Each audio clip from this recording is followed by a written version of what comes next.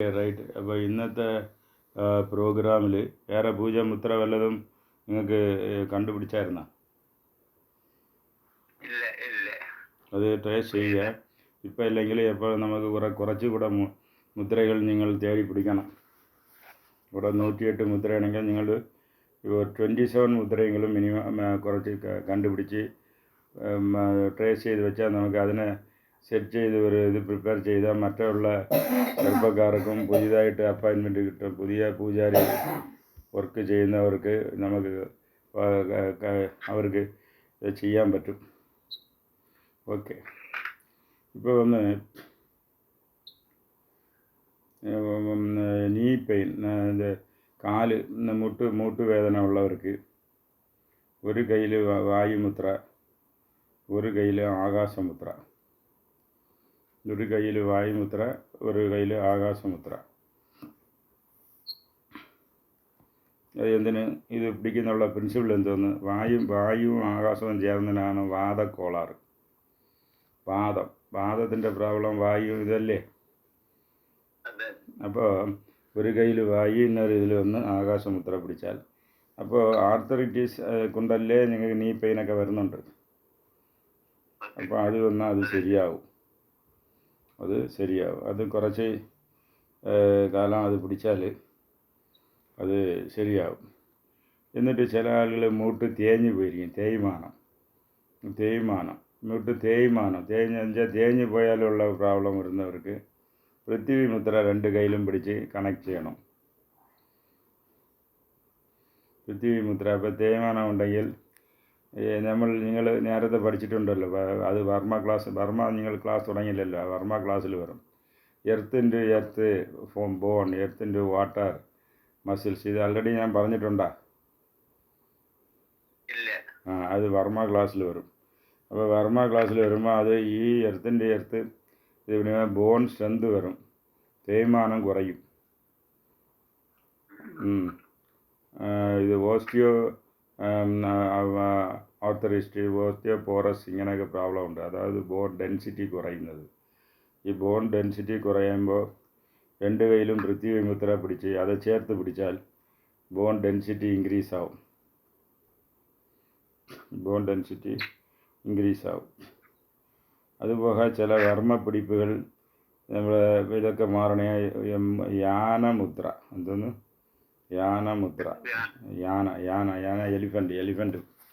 Elephant മുദ്ര. അത് ഇങ്ങനെ പിടിക്കണം. ഇത് ഇങ്ങനെ വെച്ചിട്ട് ഇങ്ങനെ ഒറ്റ വിരൽ ഇങ്ങനെ വെക്കണം. ഒറ്റ വിരൽ വെക്കണം. ഇത് വെച്ചാൽ ദേഹത്തിലുള്ള ചില വേദനകൾ, ഒരുമാതിരിപ്പെട്ട പലയിടങ്ങളിലുള്ള പലതരത്തിലുള്ള വർമ്മ ബാധിപ്പുകൾ മാറും.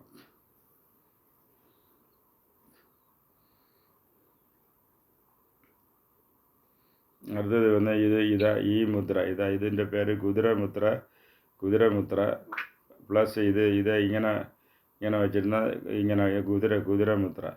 ഇത് വർമ്മ ഇളക്കാനും ദേഹത്തിലുള്ള ബോഡി പെയിനൊക്കെ ഇളക്കാനുള്ള ഒരു മുദ്രയാണ് ഇത്.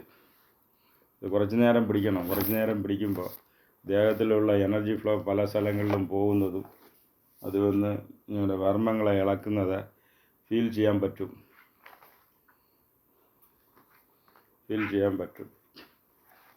അടുത്തപടിയായിട്ട് ഇന്ന് സർവസമ്മോഹന മുദ്ര. എന്തോന്ന്?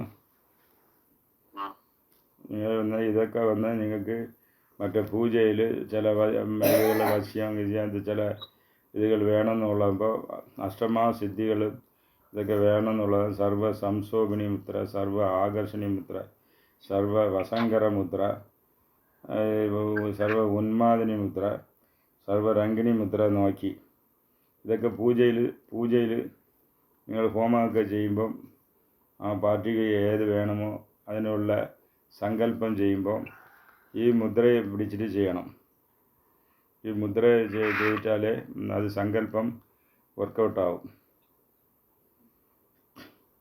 ഇതേമാതിരി ഇന്നത്തെ സർവസമ്മോഹന മുദ്ര.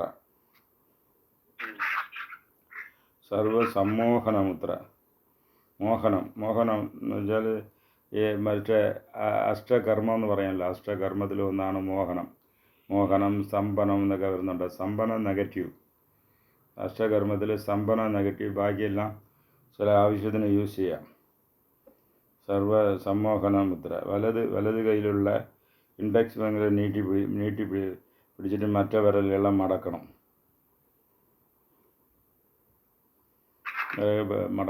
എന്നിട്ട് ഇത് വലത് കയ്യിൽ ഇടത് കയ്യിലുള്ള വിരലുകൾ കൊണ്ട് മറ്റേ കയ്യെ ഇങ്ങനെ ചുറ്റി പിടിക്കണം. ഇപ്പോൾ ഇങ്ങനെ വന്ന് നിങ്ങൾ ആദ്യം പിടിച്ചിട്ട് ഇങ്ങനെ ഒന്ന് പിടിച്ചിട്ട് മറ്റേ വിരലിൽ ഇങ്ങനെ വെച്ച് ഇങ്ങനെ പിടിക്കണം. ഇങ്ങനെ പിടിക്കാം, അല്ലെങ്കിൽ ഈ വിരലെ ഇങ്ങനെ നീട്ടി പിടിക്കാം.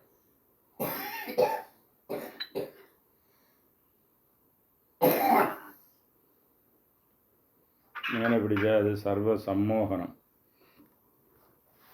ഈ സമ്മോഹന മുദ്ര.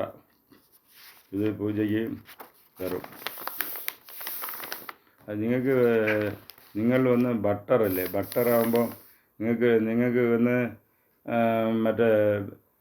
മറ്റേ നമ്പൂതിരിയുടെ പൂജാ ടെക്നിക്ക് വേറെ ടൈപ്പിലായിരിക്കും നിങ്ങൾക്ക്. അതന്നെ. നിങ്ങൾക്ക് വന്ന് അവർക്ക് ഇന്നും കൂടുതൽ മുദ്ര വേണം. അവർക്ക് ഇന്നും കൂടുതൽ മുദ്ര വേണം. നിങ്ങൾക്ക് വന്ന് ബട്ടറുടെ മെത്തേഡിൽ അലങ്കാരമൊക്കെ എങ്ങനെ? അലങ്കാരം ഫ്ലവർ കൊണ്ട് അലങ്കാരമൊക്കെ ഉണ്ടോ? അലങ്കാരമുണ്ട്. മറ്റവർക്ക് അലങ്കാരം കുറവാണ്. ബട്ടർ എന്ന് പറയുമ്പോൾ ആക്ച്വലി ബട്ടർ എന്ന് പറഞ്ഞാൽ തമിഴ്നാട് ട്രഡീഷനാണ്.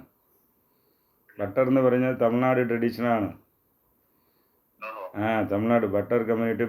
ബട്ടർ എന്ന് വെച്ചാൽ നിങ്ങൾ ബാട്ട് എന്ന് പറയുന്നത്, അത് തമിഴിൽ ബട്ടർ എന്ന് പറയും. അഭിരാമ പട്ടർ. മറ്റേ ക്ഷേത്രത്തിൽ വന്ന് പാട്ടുപാടി അഭിരാമിയെ പറ്റി പാട്ട് എഴുതിയ അഭിരാമ പട്ടർ. പട്ടർ മീൻസ് അയ്യർ മാതിരി ബട്ടർ.